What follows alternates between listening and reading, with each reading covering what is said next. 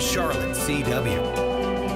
Welcome to the Riverdale Rewind. I'm Nomi. I'm Tonya. And we're going to recap Riverdale. The new episode aired last night. It was chapter 16, The Watcher in the Woods, and it was another dark episode. It was all over the place for me. So let's get right into the show. What the pop is what we're going to get right into, which is what part blew our minds, what just piqued our interest in the show. What was yours? The part that was my wow factor moment is when I thought that Kevin was shot. Oh, stabbed. Stabbed. I thought he was going to die. I thought that too. So that I was so glad that did not happen because I love Kevin. So yes, Kevin's probably one of my favorite characters. I'm going to say Archie as just taking ownership and putting together his gang or his army, his crew. The Red Circle. The Red Circle. And taking Veronica's dad's advice. Taking advice from a recent felon.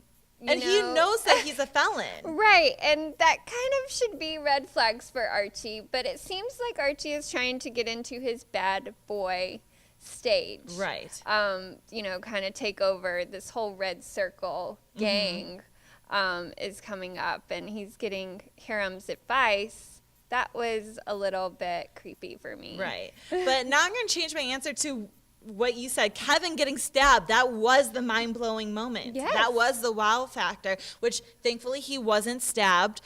But I know we're really early into the rewind, but I want to say that that's probably one of my theories right now is that we kind of know what the hooded guy looks like. I think that Kevin has some kind of detective feeling from his dad. Yes. And something set him off about that guy in the car. And he had that vision, and that's when he backed away. And I think that was probably the hooded guy. I think unhooded.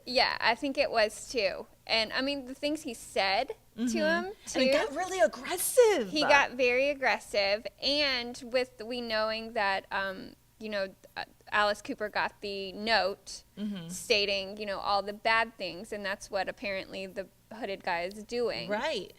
So Kevin's in the woods doing his man thing. His man thing. His man jog. We'll say that, his man jog. Right. And so apparently the hooded man did not like that. Yeah, it was very interesting. So that's one of my theories. I know we're really early into this rewind, but I had to throw it out there. But going on to what's next is the casting recap where we update you on anybody that is new or maybe we haven't seen in a while. And we already got introduced to another Serpent. Yes, Tony Topaz. Yeah, I like her. I love her hairstyle. I love everything about her, her attitude. And a weird thing was that I was reading online is that she already got death threats because of her character possibly being in a romance with Jughead, and fans didn't want to interrupt the Betty Jughead combo. I was going to tell you that is insane, but I was going to mention that too because when I was tweeting last night, I kept seeing, this is the girl that's doing the third wheel. She's like a third wheel, and I'm like, it's a character. Like, it's don't a character. Interrupt. It's not real. Yeah, it's not real. But don't. They were saying, stop interrupting. Yes. Apparently, this whole Jughead and Betty thing is a huge hit. It's a huge hit. I like them together. I also like the fact that Betty is so chill about their new friendship of Tony and Jughead. I do too. She's acting like a woman. Right. She's open about it. She knows that it's just a working relationship. Yes. And I hope it stays that way. I hope it stays that way too. It's a little nerve-wracking, but I was also reading up that in the comic books that her character in the comic books, Tony, is bisexual. So she's actually in real life friends with Cheryl Blossom's character. I forgot her name in real life. Madeline.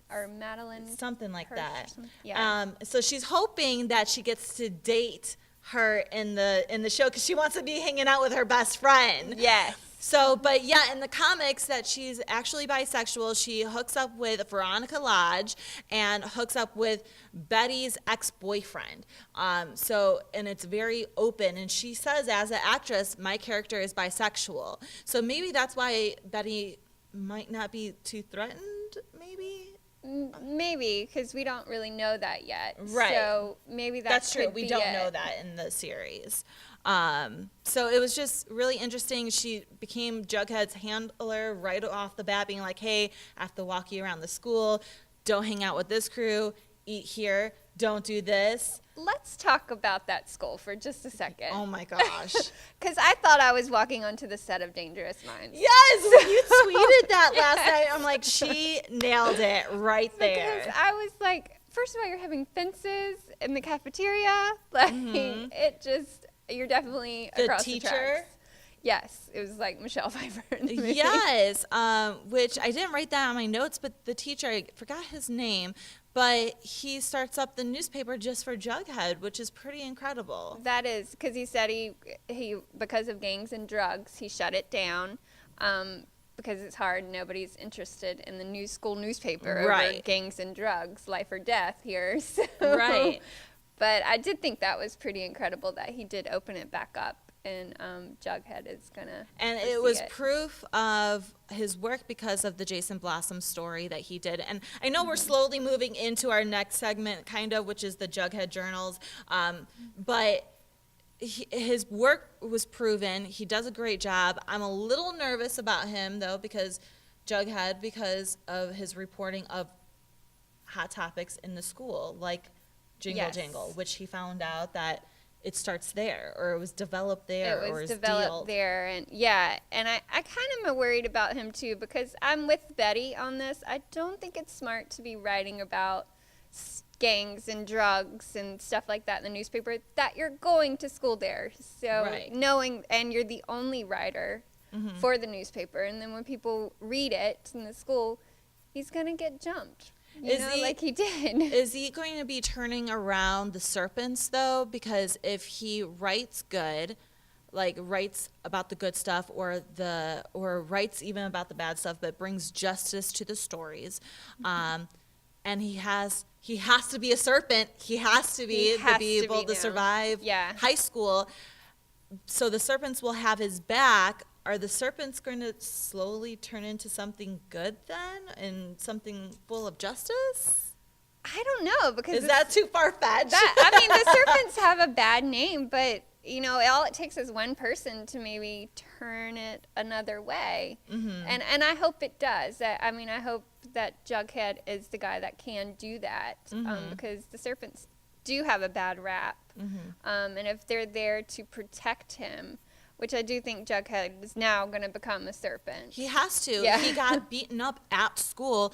Mean, they went to as far as chaining up the handles of the door. Right. We didn't see who beat up Jughead, but we know it was the Gramblers or the Ghoulies. The Ghoulies. Yeah, I think it was the Ghoulies, because they, he didn't pick a side. When he first got there, when Tony was doing the walkthrough, he didn't choose a side. He kind of wanted to be on his own, and she made it very clear that if you don't choose a side, they're going to American History X you. Right. Which is a really extreme reference. Like, when she said that, it was like... American history. Yes. Like, I was shocked that they said that. Yeah. I was so... because that movie scares me, first of all. Second of all, the reference that movie, I mean... That's a really graphic movie, The Reference. So I was just thinking of all these bad images, and then they catch him in the hallway and beat him up, and he lies to Betty for the first time. For the first time. So what does that mean about their relationship? Like, will that lead into something else that he's going to be lying about? I think it is. I think, because first time, it's an easy little white lie. And then the next time, it's going to become bigger. It's like a snowball effect. And so with the relationship, if you're going into it, starting it off with lies, then it's just going to get worse. And what if she finds out that he lied to her about the motorcycle crash, which really he got beaten up? Is she going to question other things? Which really Betty should have, in my opinion, Right. she's a smarter girl than that. Like, Right. to know, like, this is a black eye with, Come on. like, marks, scratches, and everything around his face. Like, this is not a motorcycle accident. You hit a pothole. No. Right. We're You would be, smarter like, than totally screwed up. right. You would have, like, a scraped knee at least. Exactly. Yeah. Because it was clearly marks where she said, I thought somebody jumped you. Mm-hmm. Obviously, that was true. So they needed to go into that a little more. Or will Tony, because Tony gave him the look like, why are you lying to your girlfriend? Is she going to befriend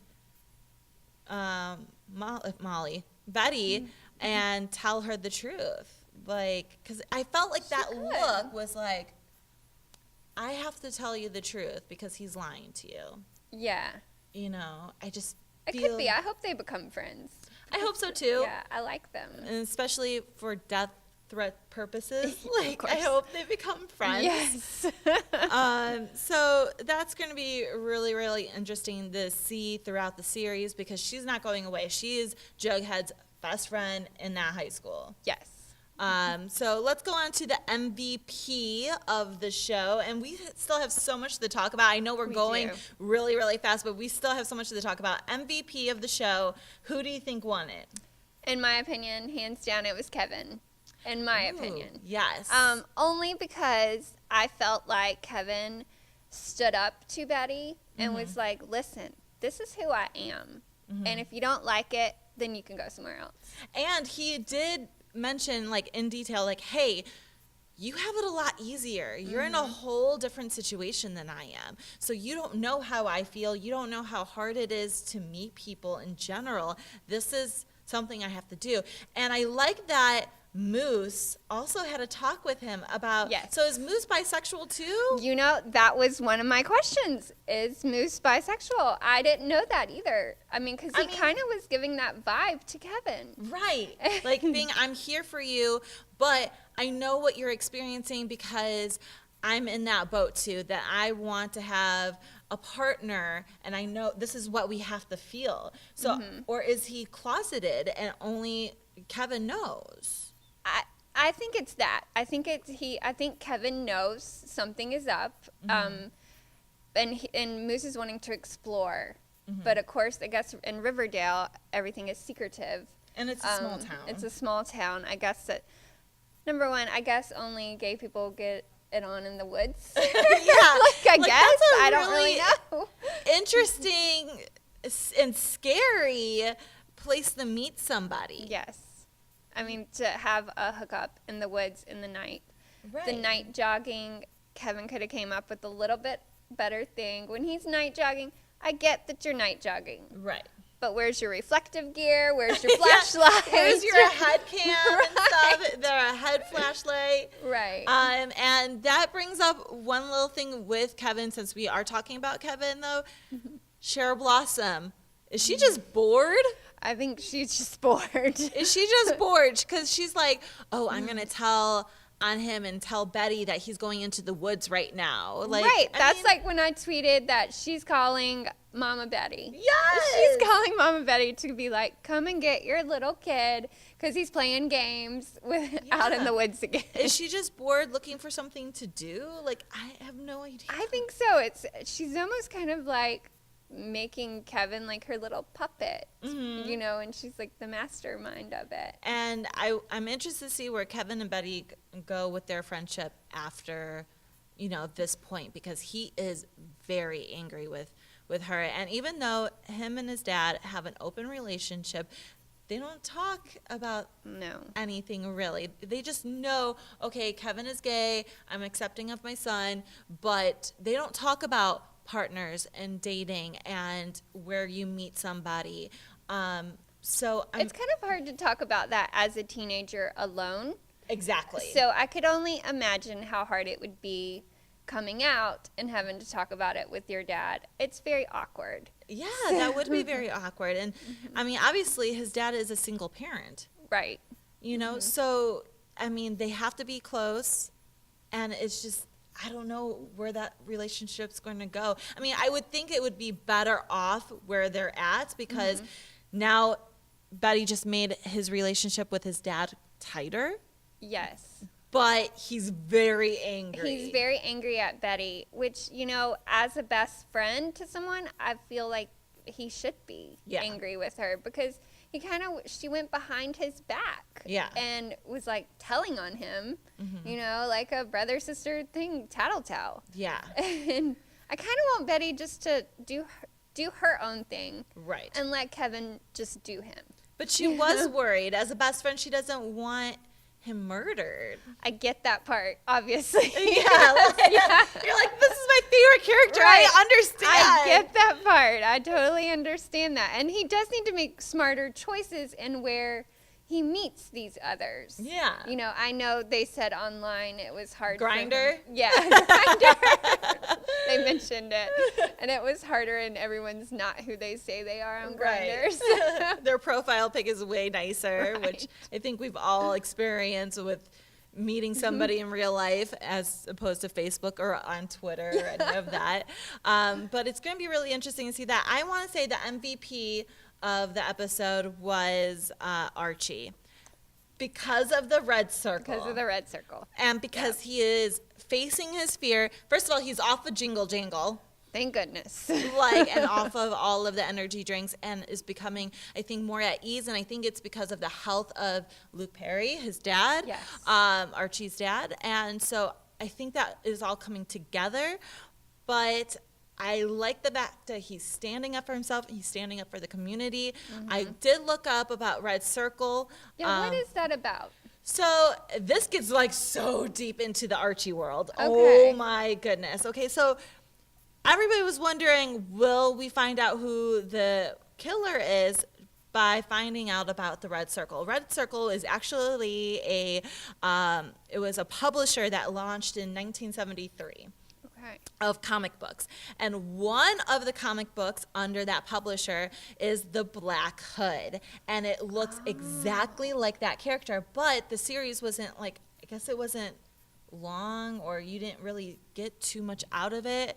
I was still reading up about it. But the Black Hood was more of a hero in the comic book world, not an angel of death or like a bad guy. Right. So I think they're just using that and, you know, connecting the two, then making it, oh, look at, we're connecting the comic book with the series and the publisher, and getting really, really deep into this. But because the characters are different. Yeah, he did open up that comic book and was like, this is where it started, and this is where he needed to start his army. Right. So that's just a publisher that launched in 1973, and one of the comics was The Black Hood.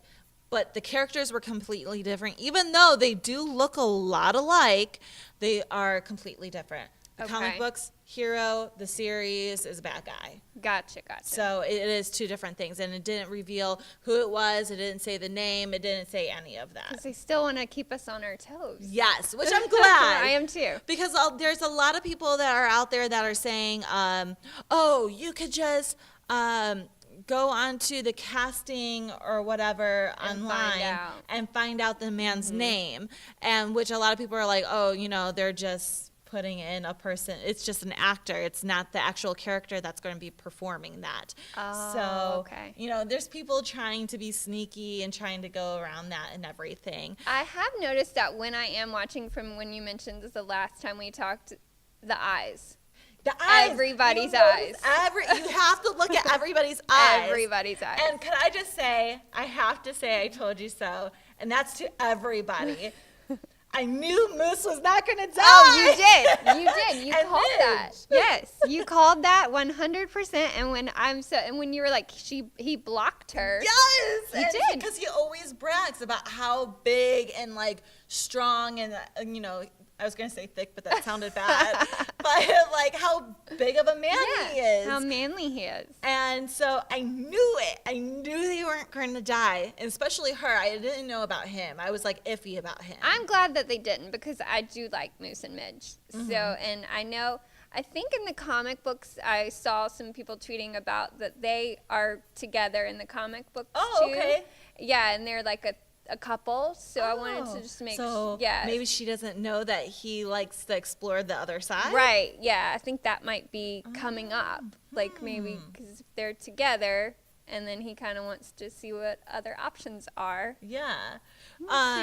The black hooded guy, he takes Grundy's glasses. He takes the wallet. What did he take from Midge and Moose? I don't think he took anything. I don't think he took because anything. I only saw the wallet and the sunglasses. Right, because when they opened up the envelope that was sent to Mrs. Cooper, Alice Cooper, Alice Cooper? No, that's not right. Is that that's right. Okay. Yeah.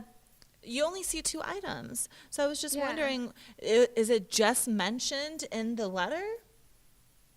Maybe, because... Because, like, I don't think he had time to take anything, and if he did, what did he take? Some jingle jangle. So he already took part in that. Yeah, exactly. And yeah, Mrs. Cooper, she's something else too. I feel bad for Polly because now she has to be taken somewhere to have her kid, and I wonder if that means something's going to happen to the Coopers in general, because is she abandoning her kid and not? I mean, that's not really a sin, though, abandoning your kid. I know. Well, she told us that she's the poster child for being a sinner. So right. I don't quite know. I mean, she is feeling threatened, because she is carrying twins of her cousins. So she is like, I'm going to be next. So I she know. decided. I did like that. She's like, I'm a teen mom and I'm carrying my cousin's kids. I did too. I was laughing so hard at that. I was like, yep, that is kind of true. Maybe you should go to the farm. Right, exactly. You should go. I know we're going to be wrapping it up. Yesterday I did tweet out, because it came to me, who do you think is the best dressed female? Is it Veronica, Betty, or even Cheryl? Who do you think? I'm just curious. I think Hermione is Really? the best. Yes. I think the way she's dressing now, she's more grown up. It's more sophisticated. It's more classy. I know we all think that Veronica is the best dressed as well. So I would like to say I do agree with you. Veronica, best dressed. I love how she looks all the time. I feel like Betty is very vanilla. She is very vanilla. But she likes vanilla milkshakes anyway, so it kind of goes well with that. So looking at the Twitter poll, 58% of people said Cheryl Blossom. Oh, yeah. She does have really great style. Veronica came in second with 29%, and Betty Cooper came in as 13%. Okay. But I just thought it was interesting. I threw it out there, and I didn't even tell you about that. I'm sorry. No problem. But, yeah, I just wanted, because I was thinking all these ladies have their own identity through their fashion, and they all look amazing. I was just wondering, who do you think was the best dress? You could still take the poll. We'll make sure to link it up under our show notes on WCCBcharlotte.com. Next episode, we saw the trailer. We did. The red circle getting bigger, getting badder, and getting more intense. Yes, Archie is becoming very hardcore, very bad boyish, getting that feeling, and it's going to go into it even deeper. Yeah, I wonder if that's going to turn off Veronica, though, because...